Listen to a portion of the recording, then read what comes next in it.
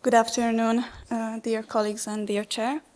My name is Csenge Szigetváry. I came from Budapest, from the Semmelweis University Department of Anesthesiology and Intensive Therapy. First, I would like to thank the opportunity that I can talk about our search on hemoadsorption in ARDS with my supervisors and mentors, Zoltán Ruszkai and Zsolt Molnár. When I was preparing for this presentation, I also found the story of Dr. Ashbo and Dr. Thomas Petty interesting. These two doctors in Denver, they have just finished their residency in surgery and in their medical residency. And it was 60 years ago, and they were regularly frustrated because they frequently encountered patients who were refractory to adequate ventilation therapy and oxygenation. And these patients, they suffered from various conditions like traumatic injuries, hemorrhagic pancreatitis, viral infection, and they all ended up having shock and metabolic acidosis. And when their autopsies were done by these doctors, they found some similar findings. These patients had very heavy, liver-like, deep red lungs with hyaline membrane formation. And they were desperate to treat these patients, and once when they ran out of the conventional ventilators like the Bennett and the Bird machines, Dr. Ashbo from some storage of the hospital brought an Engstrom anesthesia machine, which was different from the others. It had a PEEP valve. And so Dr. Ashbo, as a surgeon, applied PEEP on these patients.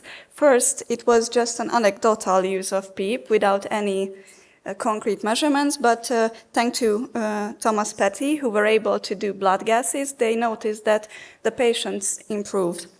And according to the recalls of Dr. Petty, once a conversation like this took over the PEEP valve with some new residents, what does this knob do?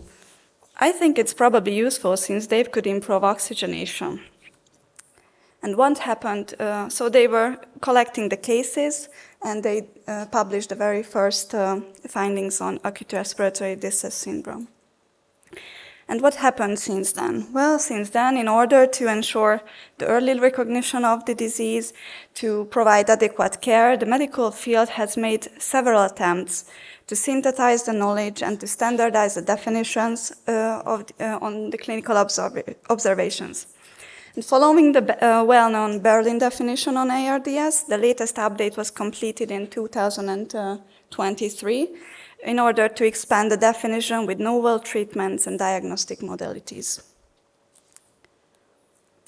And as for the presumed pathophysiological background, we currently believe that ARDS is usually a secondary result of a dysregulated host response, leading to capillary congestion, atelectasis, hyaline membrane formation, those that they already noticed back in the 60s.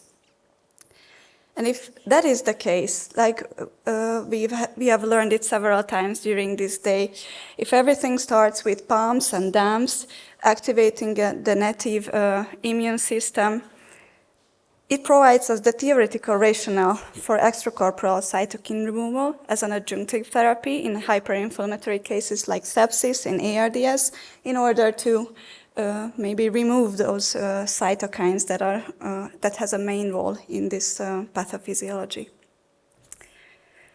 So hemoadsorption has received an increasing interest over the last 10 years in ARDS. But a comprehensive analysis of the available data has not yet been performed, and the ones that exist, they are quite controversial.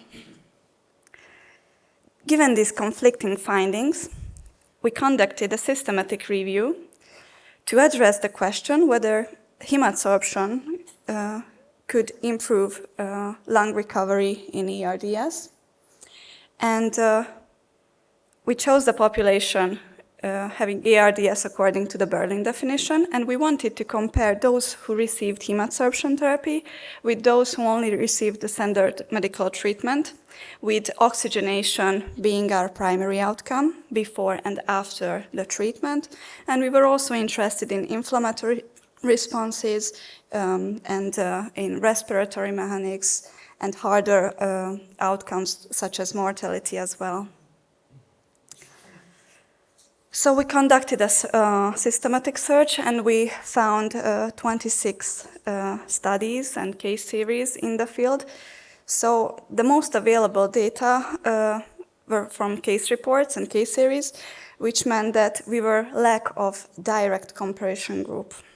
However, I would like to introduce you to our results. As I mentioned, the primary outcome was the oxygenation, the PF ratio after the treatment. And on this forest plot, you can see data from, sorry, it's not case series, but case reports, from case reports, which showed us that on average, patients in these studies after the hemoadsorption therapy had about a 70 millimeters of mercury higher PF ratio than before the surgery. We found it to be a statistically significant value. We were also interested in inflammatory markers that were available in these case series and reports, and we found a reduction in the CRP level after the treatment. However, we could only detect some tendency of interleukin-6 reduction. We were also interested in vasopressor requirements, and we found that those who received hemoadsorption therapy had a significantly less amount of noradrenaline used after the treatment. However, when we analyzed those very few studies among those 16 results, which had a comparison group because they were either a retrospective observational study or a randomized control study, this significant reduction was no longer detected. As harder outcomes, we could collect mortality from a few studies which had a comparison group, and we detected no difference between the subgroups. But I would like to emphasize it again that we only had 5 studies with a quite low number of patients overall. And as a safety outcome, no device-related adverse events were reported among those articles we found. So as a summary, although this is the first review and analysis on hemoadsorption therapy, we could only work from a very small number of studies available, which were inadequately sized. Since they included case series and case reports, they raised the problem of selection bias as well. And the level of evidence of a review and an analysis based on case series are very low at this moment. We cannot really comment on the long-term effects of hemoadsorption therapy, but this is those information that gives us the implication for the future. We need more randomized controlled trials. We need either retrospective or prospective analysis, registries in order to find answer for this question.